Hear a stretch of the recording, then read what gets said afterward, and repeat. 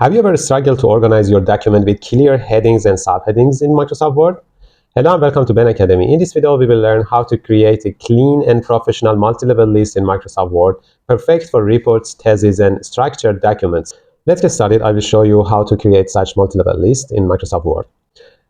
A multi-level list allows you to create a hierarchy of information. For example, you can have main headings like 1, for example, and also subheadings like 1.1, and also the other even deeper levels like 1.1.1. I want to tell you how to define them in Microsoft Word to be added and adjusted automatically and organize your documents in Microsoft Word. If you go to the Home tab, you can see something like this multi-level list.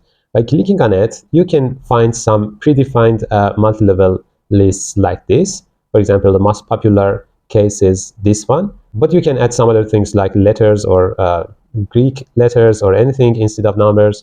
You can also apply headings. It's also predefined by headings, and you can also see them in navigation pane with different levels organized as headings.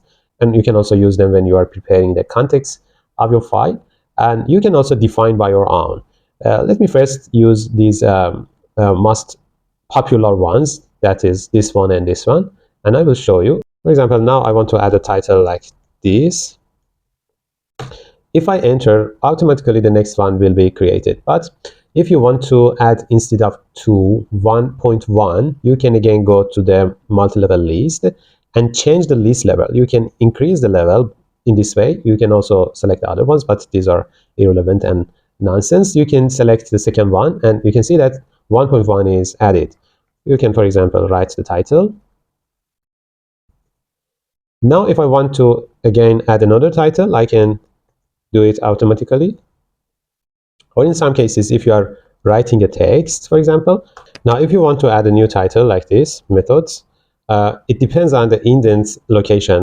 If it's written here in the level of second level and clicking on multi-level list, by clicking on the same style, we can see that it's added like the other ones, but it started from the beginning. You can edit it by going to continue numbering. In this way, it will be continued from the latest value in the same level. But if you want to continue after 1 and you use 2 for this title, you have to change the indents as I showed you. If you write the title in the same indent location as 1 is written, and if you go again to the same style, you can see that it's again started from 1, but you can change it by going to continue numbering, and in this way it will be continued after 1. But there is no heading applied to these titles, and you can see here that in the navigation pane you cannot find them. So another style with heading is preferred in many cases.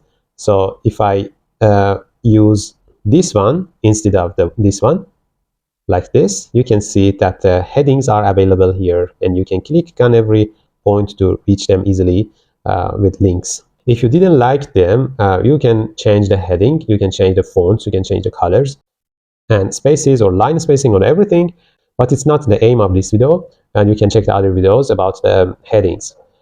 You can also define your own multi-level lists. By going to define new multi-level list, you can see that you can define every level that is a number or a letter or anything. You can check every level by clicking on it like this. And if you go back, for example, the first level, you can say that it should be started from 1. It's normally should be started from 1. You can, in any case, start it from another number. You can change it to another numeric cases like Arabic letters or Greek letters in a capital or lowercase, and also the letter lowercase and uppercase. And also you can use some other things like first, 1, or first, second, third, like this, and some other bullets that are available, and a picture or anything you can add by your own. In many cases, you may need numbers and letters. So, for example, for second level, I again prefer the number. For third one, again, I will prefer number. But with fourth one, I can, for example, add some letters like lowercase letters in this way. So you can also change some other things. It can be applied for whole list or to this point forward or current paragraph only. It's up to you. And you can also apply some headings. By default, you can see that heading 1 to 4 is applied. You can change it. For example, 3 has heading 3, heading 2, and heading 1. You can write a name to save your list.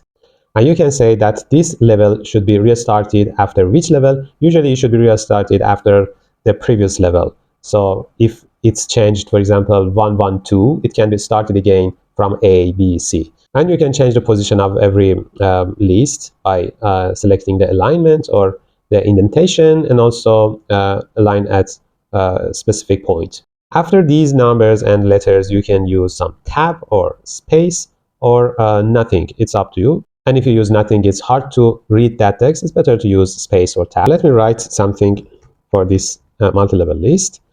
For the other levels, you can see here, if you increase the level to, for example, the 4th level, the letters will be visible in this way. And you can also add a dot after these numbers if you edit it.